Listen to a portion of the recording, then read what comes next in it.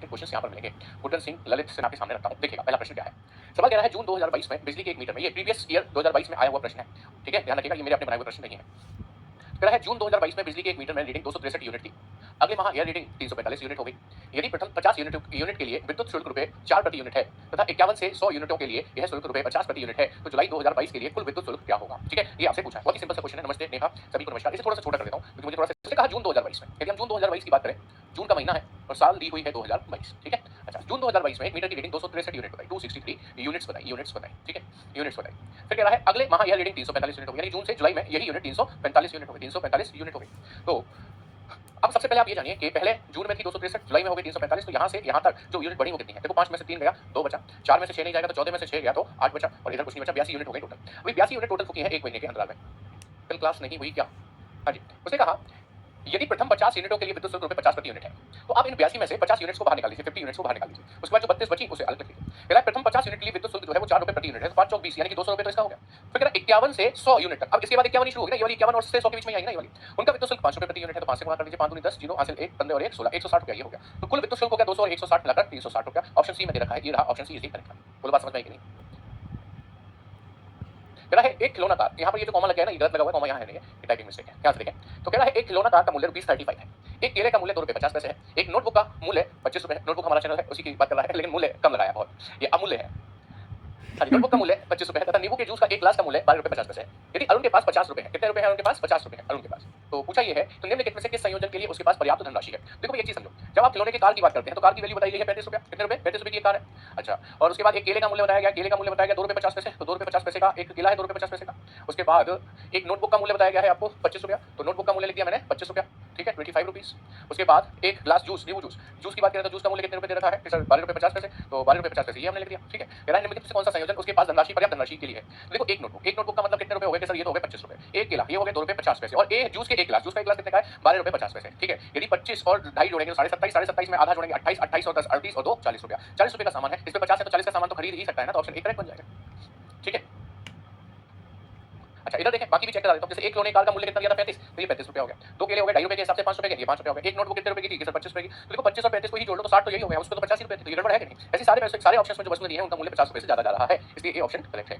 श्रीकांत के ट्यूलिप के फूलों का एक गुच्छा खरीदा। श्रीकांत ने ट्यूलिप के फूलों का एक गुच्छा खरीदा जिसमें 5 गुलाबी, 10 लाल, 12 पीले और 4 सफेद फूल है। यदि प्रत्येक ट्यूलिप के फूल में 6 पंखुड़ियां हैं तो गुच्छे में कुल कितनी पंखुड़ियां हैं? इससे आसान क्वेश्चन कोई होगा क्या मैथमेटिक्स में? बहुत ही आसान प्रश्न है, जल्दी से कमेंट करके बताइए। आप सिंपल क्वेश्चन है ना। देखो भाई, कितने गुलाबी फूल हैं? 5 गुलाबी फूल हैं, 10 लाल फूल है, 12 पीले फूल हैं और 4 सफेद फूल हैं। तो इनको जोड़ो, चारों तो 6 और 5 11 की, एक हासिल 1 2 और 1 3 31 हो गए। प्रत्येक फूल में 6 पंखुड़ियां हैं, तो 31 फूलों में कितनी हो गई? 6 कम 6 6 18 186 पंखुड़ियां हो गई। तो कुल कितनी पंखुड़ियां हैं यही पूछा उसने। Option D is the correct one, 186 186। मैंने कहा इससे आसान सवाल। अगला सवाल देखते हैं, नेक्स्ट क्वेश्चन पे आते हैं। ये कह रहा है यदि 976.21 243.702 के योगफल में से 921.20 और 212.85 के योगफल को घटाया जाए तो परिणाम क्या होगा? अब आप सोच कर देखिए ये सवाल कौन से चैप्टर से आया। हम लोग अभी पढ़ कर आए हैं डेसिमल एंड फ्रैक्शन, वहां पर मैंने आपको डेसिमल वाले नंबर्स को जोड़ना, घटाना, गुणा करना ये सब सिखाया था कि इसका ये सवाल वहीं से। तो कह रहा है 976.21 और 243.72 के योगफल में से, पहले इसका योगफल तो करो। योगफल करेंगे, ये 3 ये होगा 9, ये होगा 6 और 3 9, 7 और 4 11 की एक हासिल आएगी 1, ये हो जाएगा 1219.93। इसके योगफल में से इसका योगफल तो कर लिया हमने, में से 921.20 और 212.85 के योगफल को घटाना है। तो पहले इसका योगफल करो, ये 10 की 0 हासिल लगी 1, ये हो गया 4, ये हो गया 3, ये हो गया 11, तो 1134.05 हो गया। इसमें से उसे घटाना, चलिए आइए घटाते हैं। तो 1219.93 में से घटा रहे हैं 1134 कितना 05। भाई सिखाया था मैंने आपको दशमलव के नीचे दशमलव लिखना होता है। 13 में से 5 गए 8 बचे, यहाँ 8 ही बचेंगे। 9 में से 4 गए तो 5 बचे, है ना, 9 में से 4 गए तो 5 बचे। इसके बाद 11 में से 3 गए तो 8 बचे, इधर 0 0 हो गया, 85.88 हो गया। ऑप्शन ए करेक्ट आंसर बन जाता है। कह रहा है एक पुस्तकालय, इंग्लिश में लाइब्रेरी कहते हैं उसको, एक पुस्तकालय में 5690 पुस्तकें हैं। सोमवार के दिन विद्यार्थियों को 425 पुस्तकें पढ़ने के लिए दी गई और उसी दिन 273 नई किताबें पुस्तकालय में जमा की गई। लाइब्रेरी का कॉन्सेप्ट तो आप सभी लोग जानते हो भाई, कुछ बच्चे इशू करा कर ले जाते हैं, बुक्स बाहर चली जाएंगी, और जो पहले ले गए थे वो वापस देने आते हैं तो बुक्स अंदर आ जाती है, वही हुआ है। तो उसने कहा 5690 टोटल पुस्तकें हैं। कितनी है? 5690 पुस्तकें हैं। तो सोमवार के दिन की बात है, 425 पुस्तकें पढ़ने के लिए दी गई है, तो 425 दी गई है। अच्छा जमा कितनी हो गई सर? 273 जमा हो गई। तो जो दे दी गई वो 425 इसमें से घटनी चाहिए कि नहीं घटनी चाहिए? क्योंकि हमारी लाइब्रेरी में से चली गई, 10 में से 5 गया 5, 8 में से 2 गया 6, 6 में से 4 गया 2 और ये 5। और जो जमा की गई वो हमें जोड़ देनी चाहिए। जमा कितनी की गई? 273। 273 को लाकर यहाँ पर जमा कर देना चाहिए, क्योंकि ये फिर से लाइब्रेरी में आ गई। 5 और 3 8 हो गया, 7 और 6 तेरे की 3 हासिल 1, ये 5 ये 5, 5538 इस समय लाइब्रेरी में पुस्तकें होंगी। ऑप्शन सी करेक्ट है। आप इसकी जगह ममता जी रात वो काम ये था कि भाई इतनी पुस्तकें गई, इतनी पुस्तकें आई, इनका डिफरेंस निकाल लेते। तो 5 में से 3 गया 2, ऐसे ही 12 में से 7 गया 5 और ये 3 में से 2 गया 1। 152 पुस्तकें जो ज्यादा है वो काम हुआ, जो गई थी वो ज्यादा, तो 152 घटा देते, इसमें से डायरेक्ट आंसर आता है। ठीक है, आई होप पॉइंट इसके लिए सिंपल सवाल है। देखिए विजया और उसकी मित्र ने ₹42,000 का कर्ज एक नाव खरीदने के लिए लिया। उन्होंने 2 वर्ष में समान मासिक किस्तों में 47,040 रुपए वापस किए, तो करने भी पड़ेंगे भाई, 42,000 लिया था लोन, 47,040 रुपए वापस किए, ब्याज कितनी दे दी, 5,040 रुपए ब्याज दे दी। उन्होंने हर महीने कितनी राशि वापस की ये आपको बताना है, मैं आपके लिए एक टाइमर अरेंज कर देता हूँ। दैट इज ऑल, कर्ज लिया उससे फर्क नहीं पड़ता, उसने चुकाए कितने उससे फर्क पड़ता है कि उसने 47,040 रुपए चुकाए, और ये 2 वर्ष में चुकाए, और समान मासिक किस्त, मासिक मतलब मंथली इंस्टॉलमेंट दी होगी। आपको पता है 1 वर्ष में 12 महीने होते हैं, तो 2 वर्ष में 24 महीने हो गए, यानी कि उसने 24 महीनों में ये किस्तें दी होंगी, लेकिन 24 महीनों की किस्त जो थी वो समान राशि की थी। तो आपने सिंपल एक काम करना चाहिए, क्या कि ये जो उसने धन दिया, कितना दिया, 47,040 रुपया, इसको डिवाइड कर देना चाहिए 24 महीनों से, क्योंकि 24 महीने में ही तो उसने लोन को चुकाया है। तो चलिए कैसे डिवाइड होगा, आपको पर महीने की किस्त पता चल जाएगी। देखो भैया 24 एकम 24 है ना, अभी बताओ 7 में से 4 गया 3 बचा, 4 में से 2 गया 2 बचा, 23 बचा। 24 का भाग 23 में नहीं जाएगा, तो ये वाला जीरो उतार लूंगा मैं यहाँ पर। अब मुझे बताओ कि 24 को का भाग, सॉरी टेबल ऐसा पढ़ो कि 230 से कम रह जाए, तो 24 निम्मा करो, 24 निम्मा कितने होते हैं, 9 चौक 36 की 6, 3 हासिल 9 दूनी 18 और 3 21, 216 होते हैं, सही भी है। तो 24 निम्मा 216 हो गए। यहाँ पर बताओ कितना बचा, कि सर 14 बचा। अच्छा अब आप क्या उतार लोगे, कि सर 4 उतार लोगे। तो आपको पता है 24 के पहाड़े में 144 आता है कि नहीं आता, 12 छिंग 72, 12 छिंग 72, तो 24 छिंग 144 हो गए, है ना, 124 छिंग 144 हो गए, तो ये पूरा का पूरा कट गया। अब उसके बाद 40 बचा, वो छोड़ो। देखो 196 वाला विकल्प आपको एक ही दिखाई दे रहा है, कोई और दिखाई नहीं दे रहा। Option C is the correct answer, यानी प्रत्येक महीने कितनी राशि दी है उसने किसमें, 1960 रुपया। बोलिए बात समझ में आई कि नहीं है। देखिए क्वेश्चन क्या कहता है, क्वेश्चन कहता है नसीमा के पास ₹5 के, ₹10 के, ₹20 के सिक्के हैं। मैंने यहाँ पर लिख लिया ₹5 के सिक्के हैं इस पर, है ना, ₹5 के सिक्के हैं इसके पास, ₹10 के सिक्के हैं इसके पास, रुपीस कितने के बताए, और अगले 20 के भी सिक्के बताए। 20 का भी सिक्का आता है आपको, पता है ना। चलिए कह रहा है ₹5 के सिक्कों की संख्या ₹10 के सिक्कों की संख्या की द्विगुनी है, और ₹20 के सिक्कों की संख्या ₹10 के सिक्कों की संख्या की आधी है।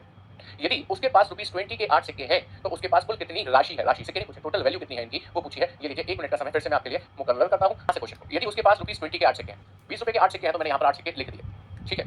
अच्छा सिक्के हैं 8 सिक्के। अब यहाँ से पढ़ो सवाल को, कह रहा है ₹5 के सिक्कों की संख्या ₹10 के सिक्कों की संख्या की द्विगुनी है, और ₹20 के सिक्कों की संख्या 10 के सिक्कों की संख्या की आधी है। लेकिन 20 के सिक्के की संख्या 10 के सिक्के की संख्या की आधी है, ये आधी है 8, तो ये दुगुनी होगी उसकी, यानी कि कितनी होगी 16। ₹10 के सिक्के कितने हो गए 16। अच्छा फिर ₹5 के सिक्कों की संख्या 10 के सिक्कों की द्विगुनी है, यानी कि ये 16 है, तो 5 के कितने होंगे, 16 या 48 होंगे, ठीक है। ये तो सिक्कों की संख्या आ गई। यदि आपको इनकी रुपीज में वैल्यू बनानी है, देखो 48 सिक्के हैं ₹5 के, तो 5 से ही गुणा कर दो, 5 8 40 0 4 5 चौके 20 4 240 रुपए के हो गए कि नहीं। 10 के 16 सिक्के हैं, तो इसमें 10 का ही गुणा कर दो, यदि 10 का गुणा करोगे तो ये 160 रुपए हो गए कि नहीं हो गए। 20 के 8 सिक्के हैं, तो इसमें 20 का ही गुणा कर दो, 8 दूनी 16 160 रुपए हो गए कि नहीं हो गए। इन सभी को जोड़ दीजिए, देखो ये 0 0 0 0 बन गया, 6 और 6 12 और 4 16 की 6 हासिल आ गई 1 1 और 1 2 2 और 1 3 3 और 2 5 560 रुपए टोटल वैल्यू आ गई 560 रुपए, जो कि ऑप्शन बी में दे रखा है। शिवानी ने पहले बता दिया था सबसे पहले, ऋतु भी बता रहा है, आरती कह रहा है बढ़ते हुए क्रम में व्यवस्थित 7 क्रमागत सम संख्याओं का योग 98 है। इस क्रम की तीसरी संख्या क्या होगी ये आपको बताना है, और आप ही को बताना है, मुझे नहीं बताना है। तो लीजिए 7 क्रमागत संख्या, मैंने पहली क्रमागत सम संख्या x मान ली, ठीक है, मैंने पहली x मान ली, तो दूसरी क्रमागत सम संख्या x + 2 होगी कि नहीं होगी। सर x + 2 क्यों कर रहे हो, x + 1 क्यों नहीं कर रहे हो। एक बात बताओ, मैंने इसको सम संख्या माना x, मान लो ये 2 है, x की वैल्यू कितनी है 2, तो अगली वाली 2 में मैं 2 जोड़ूंगा तभी तो सम संख्या बनेगी, 2 और 2 4, इस 2 में मैं 1 जोड़ूंगा तो 2 और 1 3 नहीं बन जाएगी। तो याद रखना सम संख्या में सम संख्या ही जोड़ी जाती है, ये सम संख्या मानिए, इस सम संख्या में अगली भी सम संख्या ही जोड़ी जाएगी तभी सम संख्या बनेगी, ठीक है ना। तो पहली सम संख्या ये, दूसरी, तीसरी क्या होगी x + 4 हो जाएगी, अगली होगी x + 6, अगली क्या होगी x + 8 होगी, अगली क्या होगी x + 10 होगी, 7 की हो गई क्या, 1 2 3 4 5 6 हो गया सर, एक को ले लो x + 12 हो गई, और इनका योग करना है तो हमने इनका योग कर दिया, इन सभी को जोड़ दिया, और इन सभी का योग जो आना चाहिए वो किसके बराबर आना चाहिए 98 के, तो लो हमने इनको 98 के बराबर भी कर दिया। अभी x के लेते हैं सबसे पहले, देखो भाई 1 2 3 4 5 6 7 है, तो ये 7x हो गए। अच्छा अब नंबर देते हैं 2 और 4 6 और 6 12 और 8 20 और 10 30 और 12 30 और 12 हो गए 42, यानी कि 7x + 42 is equal to 98, 7x is equal to 98 में से 42 हो जाएगा माइनस, देखो 8 में से 2 गए 6 9 में से 4 गए 5, 7x की वैल्यू आ गई, तो x की वैल्यू हो जाएगी 56/7, 7 से 56 कट गया कितनी बार 8 बार, तो x की वैल्यू कितनी आ गई 8। तीसरी संख्या पूछी थी, देखो ये पहली है और ये दूसरी है और ये तीसरी है x + 4, तो x की वैल्यू 8 है, तो 8 और 4 12 होगी कि नहीं होगी 12। चौथे वाले सब गलत थे भाई, चौथे वाले सब गलत थे और जल्दबाजी में भी थे, है ना, इसलिए गलत भी थे। कैसे किया था आपने जो चौथे निकाला, तीनों अपने घर से 7:25 पर निकलती है, 8:07 पर स्कूल पहुंच गया। जॉन्स हो गए, जॉन्स जो भी है, जॉन्स को स्कूल पहुंचने में मीना से 7 मिनट ज्यादा समय लगता है। यदि जॉन्स स्कूल 8:13 पर पहुंचा तो वह घर से कितने बजे निकला। आपने देखा होगा सी टेट में रीजनिंग के कुछ टॉपिक पूछे जाते हैं, जैसे कि क्लॉक, ये सवाल क्लॉक से रिलेटेड ही है, जैसे कि कैलेंडर, और एक पूछा जाता है आपसे कभी कभार रैंकिंग का सवाल भी आ जाता है उसमें, ठीक है। ये सब मैथमेटिकल ऑपरेशंस पर किया है। मीनू अपने घर से 7:25 पर निकली है, ठीक है, और पहुंच रही है 8:07 पर। सबसे पहले जानो कि मीनू को समय कितना लगा, तो आप इस 8 7 में से 7:25 को घटा दो, कैसे घटेगा भाई, देखो 25 में यदि मैं 35 मिनट जोड़ूं तो 8 बज जाएंगे, और 7 ये 35 और 7 42 मिनट का सफर हो गया कि नहीं हो गया, 42 मिनट में पहुंच गई स्कूल के नहीं पहुंच गई। अच्छा जॉन्स को स्कूल पहुंचने में मीना से 7 मिनट ज्यादा लगते हैं, इसे 42 लगे तो जॉन्स को कितने लगते हैं 7 मिनट ज्यादा हो जाएंगे, 49 मिनट लगेंगे कि नहीं लगेंगे जॉन्स को। अच्छा पूछा क्या है कि यदि जॉन्स स्कूल 8:13 पर पहुंचा, कितने मिनट पर पहुंचा है 8:13 पर, तो घर से कब निकला था, उसे समय लगा होगा स्कूल पहुंचने में 49 मिनट, तो इसका मतलब घर से निकला होगा 49 मिनट पहले, तो 49 मिनट घटाने होंगे इसमें से पहले का समय निकालने के लिए। कैसे घटेगा देखिए जरा, 13 में से 49 नहीं जाएगा, इससे एक उधार लिया, इस पर रह गया 7, एक उधार 1 घंटा ज्यादा है, इधर मिनट होगा 60 मिनट आएगा, 60 में 13 जुड़ जाएंगे तो ये 73 मिनट हो जाएंगे कि नहीं हो जाएंगे। अभी 13 में से 9 गया 4 बचा, 6 में से 4 गया 2 बचा, और इधर तो 7 बचा ही था, इसका मतलब जॉन्स अपने घर से 7:24 पर स्कूल के लिए निकला था। ऑप्शन ए करेंगे। अतुल दिवाकर, अकोला, आगरा, जी बिल्कुल आप सही कह रहे हैं। रात में 10 बजे सोकर सुबह 6 बजे उठता है, ये 1 तो फालतू मिल गया है, इसका कोई मतलब नहीं है, ठीक है। अच्छा इसके बाद पढ़े, वह दिन का 1/8 भाग खेलने और 1/6 भाग पढ़ने में व्यतीत करता है, वह दिन का कितना भाग अन्य गतिविधियों में व्यतीत करता है, ये आपको बताना है 30 सेकंड के अंदर। अच्छा साइड 2 सॉरी, मैं एक्चुअली स्क्रीन पर देखने के लिए खड़ा हो गया, मुझे ध्यान नहीं रहा। चलो आओ समझते हैं। सबसे पहले ये समझो कि वह दिन का 1/8 भाग खेलने में खर्च करता है। दिन की जब हम बात करते हैं तो दिन कितने घंटे का माना जाता है कि 24 घंटे। एक दिन कितने घंटे का होता है? 24 घंटे का। कार्तिक रात में 10 बजे से सोकर सुबह 6 बजे उठता है। वह दिन का 1/8 भाग खेलने में लगाता है। तो इसका मतलब खेलने का समय यदि मैं निकालूं तो खेलने का समय उसका कितना है कि 24 घंटे का पूरा दिन है, उसका 1/8 भाग यानी कि 8 या 24 यानी कि 3 घंटे लगाता है वो खेलने में, है ना। अच्छा 1/6 भाग दिन का वो लगाता है पढ़ने में। तो पढ़ने की यदि बात करें तो पढ़ने में लगाने वाला भाग जो है टोटल दिन 24 घंटे का है, 1/6 भाग यानी कि 6 चौके 24 यानी कि 4 घंटे वो लगा देता है पढ़ने में। बस इतना ही है। कह रहा है वह दिन का कितना भाग अन्य गतिविधियों में लगा है। अभी आप एक चीज भूल रहे हैं, अभी दिन में वो खेल भी लिया, पढ़ भी लिया, लेकिन इन सभी कामों से पहले सोने में भी तो उसने समय लगाया था। सोने में लगा हुआ समय आपने निकाला अभी तक नहीं? निकालो ना। रात में 10 बजे सोया है और सुबह 6 बजे उठा है। रात के 10 से सुबह 6 तक 2 और 6 8 घंटे, 8 आवर्स सोने में लगाए उसने कि नहीं लगाए? तो 8 आवर्स ये नहीं जोड़ोगे आप सीधे सीधे 8 आवर्स यहाँ नहीं आ जाएंगे। तो टोटल खर्च किया समय 8 और 4 12 और 3 15 घंटे उसने टोटल खर्च कर दिया इन चीजों में। कितना भाग अन्य गतिविधियों में व्यतीत करेगा? दिन का कितना भाग? एक बात बताओ, 24 घंटे होते हैं, 15 भाग तो इसमें लगा दिया, अब कितने घंटे बचे? 9। यही तो अन्य गतिविधियों में व्यतीत करेगा। लेकिन ये तो घंटे आए 9, वो भाग पूछ रहा है। तो 9 घंटे पूरे दिन 24 घंटों का कितना भाग है ये निकालना है आपको, ठीक है। 9 घंटे पूरे दिन 24 घंटों में से कितना भाग बनेंगे? तो काट दीजिए, 3 तिया 9, 3 अठे 24 यानी कि ये इसका 3/8 भाग है, जो कि वह अन्य गतिविधियों में व्यतीत करता है। 3/8 भाग आपको डी दिल्ली में दे रखा है, करेक्ट आंसर है, ठीक है। अगला सवाल है, ए ने पहली पारी में 368 रन बनाए, 368 रन बनाए और दूसरी पारी में 458 रन बनाए। किसने? ए ने, ठीक है। टीम बी ने पहली पारी में 395 रन बनाए और दूसरी पारी में 439 रन बनाए, ठीक है। किस टीम ने मैच जीता? तो पहले इस टीम के मैच रन जोड़ लो, कितने रन बनाए दोनों पारियों में? 8 और 8 16 की 6 हासिल 1, 6 और 6 12 की 2 हासिल 1, 5 और 3 826 रन बनाए गए।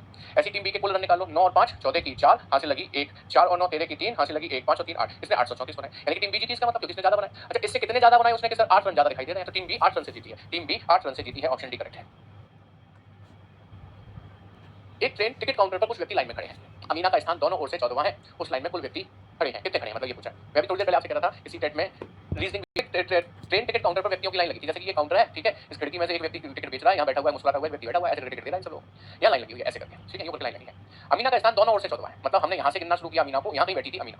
अमीना का स्थान लेफ्ट से, यहाँ से गिना ना, यहाँ से लेफ्ट से अमीना का स्थान 14वां मिला, 14 मिला, 14 दोनों ओर से 14, मतलब राइट से गिनूं तो भी वो कितनी होगी? सर 14 होगी। तो 14 और 14 28 हो गया कि नहीं हो गया? बट आपने अमीना को लेफ्ट से गिना यहाँ पर, आपने अमीना को गिना राइट से यहाँ पर, मतलब यहीं पर गिना अमीना को बार-बार, और अमीना कितनी बार काउंट हो गई? 2 बार। जबकि अमीना है तो एक ही लड़की, वो 2 बार नहीं 1 बार काउंट होनी चाहिए। आपने 2 बार काउंट किया है, इसलिए एक एक्स्ट्रा की है, उसे इसमें से घटा दो। 28 में से 1 गया तो कितना बचा? 27, यानी कि इस पंक्ति में कुल लड़कियों की संख्या 27 होगी, 27, option B is the correct answer. यदि रीजनिंग पढ़े तो आपको पता होगा एक कि इस पंक्ति में कुल लड़कियों की संख्या 27 होगी, 27, option B is the correct answer. यदि रीजनिंग पढ़े तो आपको पता होगा एक ही व्यक्ति की 2 रैंक देने पर आपसे टोटल पूछा जाए तो टोटल बराबर होता है left plus right minus 1, L plus R minus 1। उसकी दोनों रैंक जोड़नी है, माइनस 1 करनी है। फिलहाल मैंने आपको साथ में समझा भी दिया। 9 बजे 23.5 डिग्री सेंटीग्रेड देखा जाता है। यदि प्रत्येक घंटे तापमान 0.7 डिग्री सेंटीग्रेड नीचे गिर जाता है तो किस समय तापमान 17.2 डिग्री सेंटीग्रेड पर पहुंच जाएगा, ये बताना है। तो आइए देखते हैं कैसे पहुंचा करते हैं 9 AM। तो ये वाला जो तापमान बताया गया है वो है 23.5 डिग्री सेंटीग्रेड, ठीक है। कह रहा है यदि प्रत्येक घंटे 0.7 घटता है, नीचे गिर जाता है, तो किस समय तापमान 17.2 डिग्री पहुंच जाएगा। अब हमें 23.5 से 17.2 डिग्री तक लाना है। यदि यहाँ से यहाँ तक हमें तापमान लाना है तो आप देखो 5 में से 2 गए 3 दशमलव लगा दो, 13 में से 7 गए 6, यानी कि 6.3 डिग्री सेंटीग्रेड नीचे लाना है क्या नहीं लाना है? 3.6 डिग्री 6.3 डिग्री सॉरी मैं गलत बोल गया, 6.3 डिग्री सेंटीग्रेड हमें नीचे लाना है। आपको पता है प्रत्येक घंटे में 0.7 डिग्री नीचे आता है, तो आप ऐसे बोलिए कि 0.7 डिग्री नीचे आने में लगता है 1 घंटा 1 आवर, तो 1 डिग्री आने में लगेगा 1 अपॉन कितना? 0.7 डिग्री आवर, और हमें लाना है 6.3 डिग्री, तो 6.3 डिग्री लाने में लगेगा कितना? 1 अपॉन 0.7 मल्टीप्लाई विद 6.3। आप जानते हैं एक के बाद दशमलव है, एक के बाद दशमलव है तो कट जाता है। अब ये 63 हो गया, ये 7, 7 से 63 कितनी बार कटा? सर 9 बार, यानी कि 9 घंटे में। इस साइड में घंटे की चले थे, 1 घंटा ये घंटे की चले थे, 9 घंटे में ये तापमान यहाँ तक पहुंच जाएगा जहाँ तक हम चाहते हैं। अब 9 घंटे में कब से 9 घंटे बाद? देखो सुबह 9 बजे यानी कि 9 AM की बात हो रही थी, तब ये तापमान था, और हमें यहाँ तक लाने में तापमान को 9 घंटे लगेंगे, तो हम सुबह 9 बजे में 9 घंटे ही जोड़ेंगे। 9 घंटे जोड़ने पर ये 18 घंटे हो जाएंगे या 18 बज जाएंगे। रेलवे की घड़ी के अनुसार 18 बजे का मतलब इसमें से 12 घटा लो तो कितने बचे? 6 बजे, और 6 बजे 18 का मतलब होता है शाम के 6 बजे, 6 PM। तो PM ऑप्शन में नहीं है क्योंकि यहाँ टाइपिंग मिस्टेक है। आप इस 6 AM को PM कर लीजिए, बस कितना काम करना है, बाकी सब कुछ परफेक्ट है, बाकी सब फर्स्ट क्लास है। क्या सभी है? अंक 0, 1, 4 और 7 को बिना दोहराए यदि एक साथ प्रयोग किया जाए, बिना दोहराए मतलब जैसे 7 आया एक बार तो एक ही वाले को 2 बार मत लिख देना, 7 7 ऐसे नहीं करना, ठीक है। कहता है अंक 0, 1, 4 और 7 को बिना दोहराए यदि एक साथ प्रयोग किया जाए तो उससे बनने वाली 4 अंकों की सबसे बड़ी और सबसे छोटी का अंतर लिखाइए, अंतर ज्ञात कीजिए। ये लीजिए आपके लिए टाइमर लगा दिया छोटा सा, लेकिन बिना दोहराए एक साथ प्रयोग किया जाए तो उससे बनने वाली 4 अंकों की सबसे बड़ी संख्या। अब सबसे बड़ी संख्या के लिए सबसे बड़ा अंक इनमें से जो है क्या है? सबसे बड़ा अंक 7, उसी को आगे लाओ ताकि सबसे बड़ी बनेगी। फिर उससे छोटा 4 है उसे पीछे लाओ, उससे छोटा 1 है उसे पीछे लाओ, और सबसे छोटा 0 सबसे पीछे लाओ। इस सबसे बड़ी 4 अंकों की संख्या बन गई। अब सबसे छोटी भी लानी है, सबसे छोटा अंक जो है वो है 0, 0 नहीं लिखोगे, 0 लिखोगे ना 0, 1, 4, 7, ये 4 अंक की नहीं 3 अंक की संख्या रहेगी, ये 0 की वैल्यू नहीं है ना कुछ इसकी, इसलिए अब आप 0 की जगह 1 लो पहले, उसके बाद सॉरी 1 लो पहले, उसके बाद आप यहाँ पर 1 लेने के बाद 0 लो। अब लो 4 फिर 7 फिर 4 फिर 7, इनका डिफरेंस निकालना है अंतर। 10 में से 7 गए 3, 10 में से 4 गए 6, 3 में से 0 गए 3, 6 ये तो 7 6 7 ही था, 7 में से 1 गए तो 6, 63 आंसर बन गया। समझ में आ गया होगा? ठीक है, चलिए अगले सवाल की तरफ मूव। 10वीं क्लास का आखिरी सवाल है, चलिए भाई ट्राई कीजिए एक बार। रसोई में सेवों को इस प्रकार व्यवस्थित करता है कि उसमें पहली पंक्ति में 11 जोड़े सेव, दूसरी पंक्ति में 22 जोड़े सेव और तीसरी पंक्ति में 33 जोड़े सेव रखे हैं। ये तो बहुत ही सिंपल सवाल है। देखो पहली पंक्ति में कितने जोड़े सेव रखे हैं? सर 11 जोड़े। तो 11 जोड़े, एक जोड़े में 2 होते हैं, तो 11 जोड़े में 22 सेव हो गए कि नहीं हो गए? दूसरी पंक्ति में 22 जोड़े रखे हैं, दूसरी पंक्ति में 22 जोड़े रखेगा, एक जोड़े में 2 होते हैं, तो 22 जोड़े में 44 सेव हो गए कि नहीं हो गए? फिर कह रहा है तीसरी पंक्ति में 33 जोड़े हैं, तीसरी पंक्ति में 33 जोड़े हैं, तो यहाँ पर 33 मल्टीप्लाई विद 2, अगेन यहाँ भी 66 जोड़े हो गए कि नहीं हो गए? तो सिराज के पास कुल कितने सेव है ये जानना है, इन्हें जोड़ लीजिए। 6 और 4 10 और 2 12 की 2 हासिल 1, 3 और 4 7, 7 और 6 13, 132 सेव होंगे टोटल। 132 ऑप्शन बी में गिवन है। चलो इसे आखिरी सवाल नहीं बना रहे, एक सवाल और कराएंगे आपको। 96 शिक्षिकाओं में से 3/8 हैं शिक्षिकाएं उच्च स्कूली कक्षाओं में पढ़ाती हैं। मतलब ये है कि टोटल तो है 96, टोटल कितनी है 96, 96। उसमें से उसका 3/8 शिक्षिकाएं जो है वो उच्च स्कूली कक्षा में पढ़ाती हैं। उच्च स्कूली कक्षाएं कितनी पढ़ाती हैं? 96 का 3/8। देखो 8 एकम 8 दूनी 16, 12 36 हो गए कि नहीं हो गई? जो उच्च शिक्षा में उच्च स्कूल में पढ़ाती हूँ।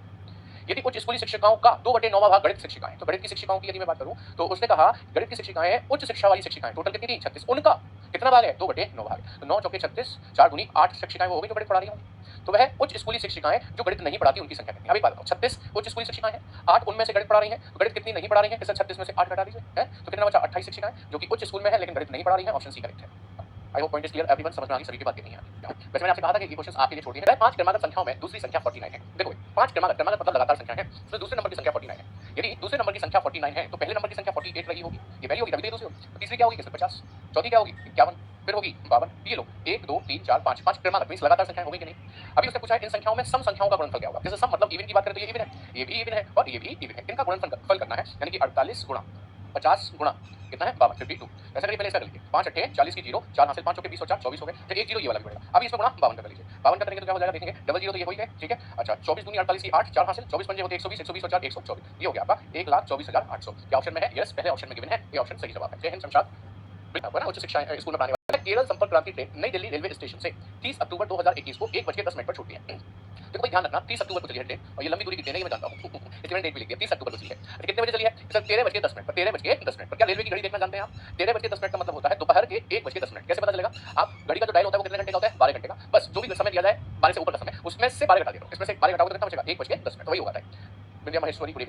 हाँ जी, तो 13:10 पर छुट्टी है और 1 नवंबर 2021 को, कब? 1 नवंबर 2021 को वह 1 नवंबर 2021 को 3:20 पर कोचुवेली पहुंचती है। 3:20 पर। अच्छा 3:20 पता है सुबह के हैं, तो सॉरी रात के हैं या दोपहर के हैं? ये रात के हैं, क्योंकि दोपहर के होते तो 12 3 15:20 लेके जाते हैं रेलवे के अनुसार। ये एएम है, ध्यान रखिएगा। अच्छा ये पीएम है, लेकिन पीएम कैसे लिखूंगा? अभी से पीएम नहीं लिख सकता मैं। इस 13:10 को मैं 1:10 यदि लिख दूं, 1:10 यदि लिख दूं तो मैं इसको पीएम लिख सकता हूं, ठीक है। अब आपको ये बताना है कि यात्रा का कुल समय क्या था, बस इतनी सी बात है। तो आपने क्या करना है, आपको समझना है 30 अक्टूबर को चली। अक्टूबर का महीना 31 दिनों का होता है, इसका मतलब 31 अक्टूबर भी आया ही होगा। तो 30 अक्टूबर से 31 अक्टूबर ये 1:10 पर चली थी। तो 30 अक्टूबर से 31 अक्टूबर को 1:10 पर ही ये कितने घंटे चल गई होगी? कि सर 24 घंटे चल गई होगी। अब 31 अक्टूबर से 1 नवंबर में ये 3:20 तक गई, वो भी कब? सुबह के। अच्छा मैं इसे थोड़ा अलग से लिखकर यहाँ समझाता हूँ, देखा जाता है। 30 अक्टूबर की यदि हम बात करें, 30 अक्टूबर की यदि हम बात करते हैं, ओसीटी ऑफ 30 अक्टूबर की यदि हम बात करते हैं तो ये 1:10 पर चली थी ना, 1:10 पर। तो मैं ये कह रहा हूँ 30 अक्टूबर से 31 अक्टूबर 1:10 तक ही यदि मैं इसे चलाऊं तो यहाँ से यहाँ तक 24 घंटे हो गए कि नहीं हो गए? बिल्कुल। अभी 31 अक्टूबर से 1 नवंबर तक लेकर जाना है, लेकिन कब के? कि सर रात के 3:20 तक लेकर जाना है। तो आप मुझे बताओ 31 अक्टूबर में दोपहर का 1 बज रहा है, दोपहर मतलब पीएम ही तो था, दोपहर का 1 बज रहा है कि नहीं बज रहा? दोपहर के 1 से रात के 12 बजे तक पहुंचने में आपको कितने घंटे लगेंगे? कि सर हमको घंटे लगेंगे 11 घंटे वो हो गए रात के 12 बजे और 1 कितने बजे पहुंचा था? 3 बजे तक। तो ये 3 घंटा 20 मिनट और जोड़ दें, यानी कि आप यदि यहाँ से यहाँ तक 3:20 तक आएंगे, कितने घंटे लगेंगे? देखो जरा, दोपहर के 1 से रात के 12 तक 11 घंटे हो गए। 11 घंटे वो हो गए 12 बजे रात के 1 नवंबर हो गया, है ना। उसके बाद 3 घंटा 20 मिनट और हो गए, तो 3 घंटा 20 मिनट और जोड़ दीजिए इसमें। 3 घंटा 20 मिनट जोड़ने पर ये 20 हो गए, 11 और 3 14 हो गए। इसका मतलब यहाँ पर हो गए 14 घंटा 20 मिनट, 14 घंटा 20 मिनट। अभी लिखने में नहीं आ रहा यहाँ पर 14 घंटा 20 मिनट। चलो आप समझ जाना, इन्हें जोड़ते हैं। देखो 4 और 4 8 हो गए, 2 और 1 3 हो गए और 20 मिनट ये हो गए, यानी कि 38 घंटे 20 मिनट, 38 घंटे 20 मिनट इस रेलगाड़ी ने सफर तय किया। तो 38 घंटे 20 मिनट तो हमारे पास है ही नहीं। अरे हाँ सही है, देखना जरा 1:10 थे तो यहाँ भी 1:10 तक ही आया होगा। अब 1:10 हम इसे 1 मानकर चले तो 10 मिनट ये वाले कम नहीं करोगे इसमें से, तो ये 38 घंटा 10 मिनट रहता है। 38 घंटा 10 मिनट रेलगाड़ी ने सफर किया है, 38 घंटा 10 मिनट सी ऑप्शन से करेक्ट होगा, ठीक है। चलो अगला सवाल देखा, सिंपल है। सर 567 को 567 से विभाजित किया जाता है तो भागफल क्या है? भागफल पूछा है, मैं आपको 30 सेकंड का समय देता हूँ। 567 को डिवाइड करना है कितने से? सर 567 से ही डिवाइड करना है। तो देखो भाई 567 एकम 567, ये तो पूरा कट गया, कुछ नहीं बचेगा। अब ये खत्म हो गया तो अब यहाँ से आप 5 उतारोगे नीचे, 5 में भाग 567 का नहीं जाएगा तो 0 बढ़ाओगे कि नहीं बढ़ाओगे? अच्छा फिर आप 6 उतार लोगे, 56 में भी भाग 567 का नहीं जाएगा, फिर से 0 बढ़ाओगे कि नहीं? अब आप 7 उतार लोगे, 7 उतारते ही 567 का भाग इसमें एक बार चला जाएगा और 567 एकम 567 ये कुछ नहीं बचेगा, 0। अब फिर 5 उतारोगे, क्या 5 में भाग 567 का गया? नहीं, तो आप 0 बढ़ाओगे और इधर से 6 उठाओगे। क्या 56 में भाग गया? नहीं, फिर 0 बढ़ाओगे, यहाँ से 7 उठाओगे, 7 उठाते ही 567 एकम 567। अब ये पूर्णतः कट गया, बचा कुछ नहीं, भाग गया 10001 टाइम्स, यानी कि सी ऑप्शन करेक्ट आंसर बन जाएगा। रमेश को कुछ आम प्राप्त हुए, इनमें से जो पके हुए हैं कच्चे आम के कितने हैं? यदि उसे 68 आम प्राप्त हुए तो कच्चे आम कितने हैं? जल्दी से कमेंट करके बता दीजिए। इसको कुछ आम प्राप्त हुए, उसमें से कुछ तो पके हुए थे, तो कुछ ऐसे थे कच्चे थे। उसने ये भी बता दिया कि पके हुए इनमें से जो पके हुए हैं कच्चे आम के तिगुने हैं। यदि कच्चे आम x हैं तो पके हुए उसके तिगुने होकर 3x हैं। तो कच्चे पक्के दोनों जोड़ लूं तभी तो कुल आम पता चलेंगे, और कुल आम उसे कितने बताए गए, 68 आम कुल प्राप्त हुए थे। तो 3x + x बराबर 68 लिख दूंगा, तो ये 4x बराबर 68 हो जाएगा, तो x बराबर 68/4 हो जाएगा, है ना। 68 कितने, जिससे 68 आम प्राप्त हुए, तो कच्चे आम कितने, अच्छा कच्चे आम पूछे तो ये कितनी बार कट गया, देखो 4 एकम 4, एक बार कटा है ना, 2 बचा 28 हो गया, 4 7 28, यानी कि x की वैल्यू 17 आ गई। अब बताओ उसने कौन से आम पूछे, उसने पूछे हैं सर कच्चे आम, और कच्चे आम ही हमने x माने थे, तो इसका मतलब 17 है कच्चे आम, option A is the correct one. बोलो बात समझ पाई कि नहीं, कीजिए कमेंट बताइए जल्दी से। एक कक्षा में x लड़कियां तथा y लड़के हैं, कौन सा भाग कक्षा में लड़कियों का है, ये आपको बताना है, ये लीजिए कीजिए कमेंट बताइए। एक कक्षा में टोटल 36 छात्र थे, कितने थे, 36। मैंने कहा इसमें लड़के भी थे, बॉयज, और गर्ल्स भी थी, यानी लड़कियां। मैंने कहा इसमें 24 तो लड़के हैं, और या फिर ऐसे कह लूं 12 तो लड़के हैं, 12 तो लड़के हैं और 24 क्या है, लड़कियां, ठीक है। तो 24 12 36 हो जाएगा। तो अब मैं यदि ये पूछूं कि लड़कों का भाग कितना है, लड़कों का भाग कितना है, तो आप क्या करोगे, लड़कों का नंबर ऊपर रखोगे 12 अपॉन लड़कों का नंबर ऊपर रखकर कुल 36 लोगों में लड़कों का भाग निकालना है, टोटल 36 नीचे आ जाएगा। तो ये 12 एकम 12 और 12 दिया 36, यानी कि लड़कों का भाग 1/3 हो गया कि नहीं होगा। ऐसे ही उसमें करना है। आपसे पूछा है, कहता है कि कक्षा में x लड़कियां हैं, y लड़के हैं, कौन सा भाग कक्षा में लड़कियों का है। तो लड़कियां x है तो x ऊपर रखिए अपॉन क्या रखा था अपन में, टोटल लगा था 36 के नहीं, इसमें भी टोटल लगेंगे। टोटल क्या है इसमें, सर दिया नहीं है, दिया तो है कि x क्या थी, लड़कियां प्लस y क्या थे, लड़के, बताओ टोटल आ जाएगा कि नहीं आता। तो बस यही आपका आंसर है, x upon x plus y। ये देखो x oblique x plus y means option C is the correct one. क्या ये बात समझ में आई आपके कि नहीं है, कीजिए कमेंट बताइए। 120 चीजें हैं, इनमें से 20% अज्ञात शिकारी के द्वारा मार दिए, शेष बचे हुए का 50% सेंचुरी में आग में मर गए। अब सेंचुरी में कितने चीते हैं, देखो बहुत ही सिंपल सा प्रश्न है, मैं चाहता हूं कि आप आंसर दे दें। क्वेश्चन नंबर 23 है और आपको ये बताना एक सेंचुरी में टोटल 120 चीते बताएं, कितने हैं, 120। कह रहा है 20% अज्ञात शिकारी द्वारा मार दिए गए। 20% यदि मार दिए गए तो अब बचे कितने, सर कोई भी चीज 120%, 120 कितना टोटल, इसमें से 20% निकालूं मैं, 20% कितना होगा, 24 चीते, फिर 120 में से घटाऊं तब जाकर पता चलेगा कितने बचे। इससे बढ़िया आप एक काम करो ना, वही कह रहा है इनमें से 20% अज्ञात शिकारी के द्वारा मार दिए गए, इसका मतलब ये 20% अब हमारे पास अवेलेबल नहीं है ना चीते, तो कितने रह गए होंगे हमारे पास। सर कोई भी चीज 100% होती है, 20% खत्म हो गई तो 100 में से 20 घटा दो 80 रहेगी। तो आप बचे हुए चीते निकालना चाहते हैं तो सीधे इसका 80% निकाल दो, 80/100 करके, ये कट जाएगा 0, ये कट जाएगा 0, 12 8 96 हो जाएगा 96, ये बचे हुए चीते। अब आगे बढ़े तो शेष बचे हुए चीतों का 50% सेंचुरी में आग लगने से मर गए। शेष जो बचे हैं अब वो कितने हैं हमारे पास, सर 96 है, इसके 50% मर गए आग लगने से, तो बचे 50% होंगे, तो 50 से ये 2 बार कट गया, 2 से ये 48 बार कट गया, यानी कि अब जो शेष चीते बचे हैं वो 48 है। बॉम्बे विकल्प में दिया है, केवल शिवानी का ही आंसर मुझे सही दिखाई दिया था, अन्य सभी का आंसर इसमें गलत आ रहा था। इसमें श्रमिकों में 1/3 महिला है, महिलाओं में 1/2 विवाहित है। ये आपको मैंने डेसिमल एंड फ्रैक्शन चैप्टर पढ़ाया था, उसी का सवाल है, फ्रैक्शन है कि नहीं। और विवाहित महिलाओं में 1/3 के बच्चे हैं, यदि पुरुषों में 3/4 विवाहित हैं और विवाहित पुरुषों में 2/3 के बच्चे हैं, तो श्रमिकों का कौन सा भाग बिना बच्चों का है, ये बताना है आपको, ठीक है। ये लीजिए टाइमर दूंगा पूरा 1 मिनट का, चिंता मत करो। सफिशिएंट। ऑफिस में श्रमिकों में 1/3 महिला है, यदि मैं महिलाओं की बात करता हूँ, महिला, तो वो ऑफिस में 1/3 महिला है, मतलब संख्या नहीं दी, भाग दिया, भाग पार्ट दिया, पार्ट 1/3 पार्ट महिलाओं का है। आपको पता है कोई भी चीज 1 होती है, 1 में से 1/3 यदि महिलाएं हैं तो 1 में से घटा दो महिलाओं को, तो 3 एकम 3 में से 1 गया तो 2/3 जो बचे वो पुरुषों को। ये बात सभी के समझ में आ गई कि नहीं आ गई, जल्दी से कमेंट करके बताओ 1 में से क्यों घटाया, ये समझ में आ गई। और बचा कितना, 2/3, ये कौन हो जाएंगे, पुरुष हो जाएंगे। ये काम हमने कर लिया। आगे बढ़े तो उसने कहा श्रमिकों में 1/3 महिलाएं हैं, महिलाओं में 1/2 विवाहित है। ऐसा करो महिलाओं का 1/2 भाग निकाल दो, तो ये विवाहित महिलाएं निकल कर आ जाएंगी। फिर कह रहा है और विवाहित महिलाओं में 1/3 के बच्चे हैं, तो यही तो है विवाहित महिला, इनका 1/3 भाग निकाल दो, तो ये वो महिलाएं हो जाएंगी जिनके बच्चे भी हैं। आगे बढ़िए, यदि पुरुषों में 3/4 विवाहित हैं, पुरुष ये रहे 2/3, 2/3 का 3 बटे कितना निकालना है, 4, ये विवाहित पुरुष आ जाएंगे। और विवाहित पुरुषों में 2/3 के बच्चे हैं, तो इसका 2/3 निकालते ही ये वो पुरुष आ जाएंगे जिन पर बच्चे हैं। फिर पूछा है तो श्रमिकों का कौन सा भाग बिना बच्चों के, ये पूछा है हमसे। चलिए सॉल्व करते हैं। पहले महिलाओं का भाग निकला, बच्चे वाली महिला कौन है, 3 दूनी 6, 6 दिया 18, यानी कि 1/18 भाग महिलाओं का वो है जो कि बच्चों वाली महिला जिनके पास बच्चे हैं। पुरुषों की बात करें 3 से 3 कट गया, 2 दूनी 4 से 4 कट गया, ऊपर बचा 1 नीचे बचा 3, यानी कि 1/3 भाग पुरुषों का है जिनके पास बच्चे हैं। हमसे पूछा वो श्रमिक बताओ, वो श्रमिकों का भाग बताओ जिन पर बच्चे नहीं है, तो मैंने कहा कि 1/18 भाग महिलाओं का है जिन पर बच्चे हैं, प्लस 1/3 भाग पुरुषों का है जिन पर बच्चे हैं, तो ये वो श्रमिक हैं, ये वो श्रमिक हैं जिन पर बच्चे हैं।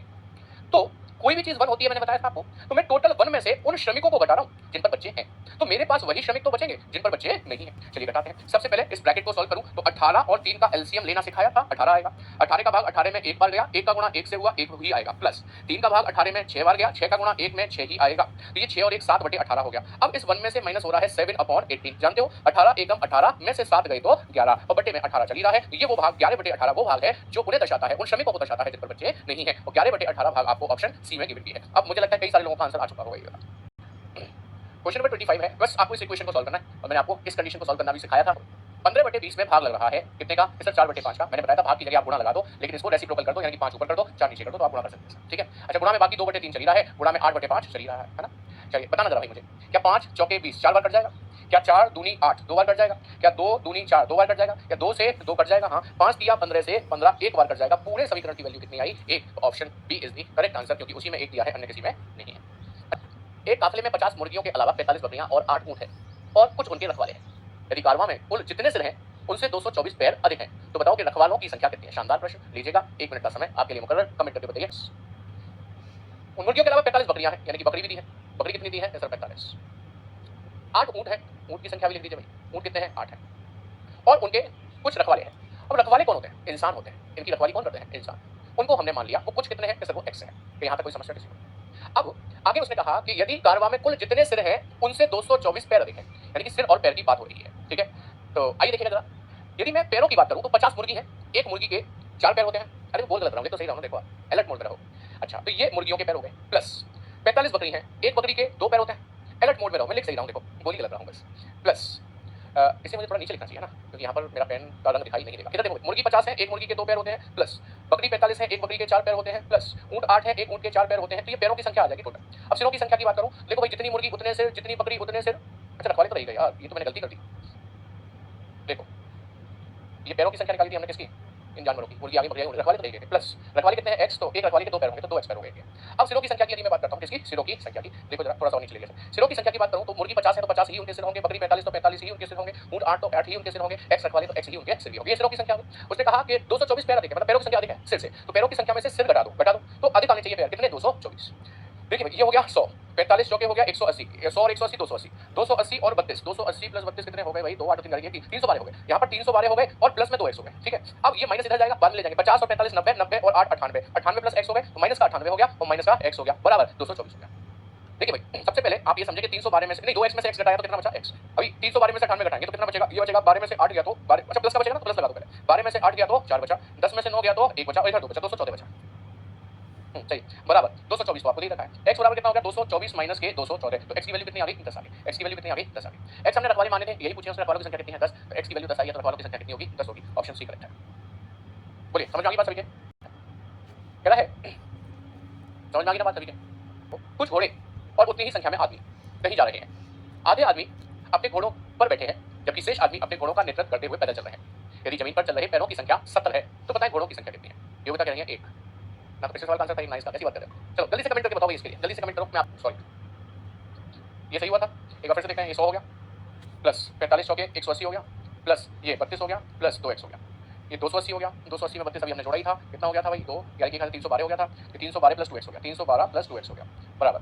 हाँ जी, ये 95 और 8, 95 और 8, 95 और 8 103 मैंने क्या लिखा था? तो फिर मेरे को याद भी नहीं है अभी। 95 और 8 हो गया 103, बिल्कुल सही है। तो 103 प्लस x है, तो ये माइनस का बराबर नहीं है, माइनस का 103 हो गया और माइनस का x हो गया बराबर 224 हो गया।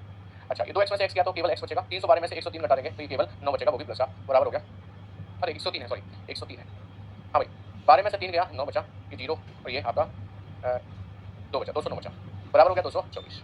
x बराबर 15 आ गया, सही कह रहे हो, x बराबर 15 आ गया, रखवाले 15 हो गए। देख लो बेटा बना, वैसे गणित में ऐसा होता नहीं है, गलत हो जाता है तो ऑप्शन मैच नहीं करता, इसमें ऑप्शन भी मैच कर गया गलत भी ऐसा हुआ कि ऑप्शन मैच कर गया, सही कह रहे हैं। लीजिए अगला सवाल, इसका आंसर दिया किसने? मुझे शमशाद शफी, हमने नहीं दिया। अच्छा मैंने टाइमर भी लगाया था आपके लिए, 31 सेकंड का टाइमर लगा रहा हूँ। बताइए घोड़ों की संख्या। सवाल कह रहा है कुछ घोड़े उतनी ही संख्या में आदमी कहीं जा रहे हैं। मैंने मान लिए कि घोड़े जो हैं वो x हैं, x। तो आदमी की बात करें तो वो भी x ही होंगे, क्योंकि उसने बोला कुछ घोड़े उतनी ही संख्या में आदमी, तो आदमी भी कितने होंगे? x कहीं जा रहे हैं। आगे बढ़े, उसने कहा आधे आदमी अपने घोड़ों पर बैठ गए। तो आधे आदमी x के आधे होते हैं, x बटे तो घोड़ों की पीठ पर बैठ गए। तो जमीन पर कितने चल रहे होंगे? आधे ही जमीन पर चल रहे होंगे, आधे मतलब x बटे तो जमीन पर चल रहे होंगे, तथा शेष अपने घोड़ों का नेतृत्व करते हुए पैदल चल रहे हैं। हमने क्या किया?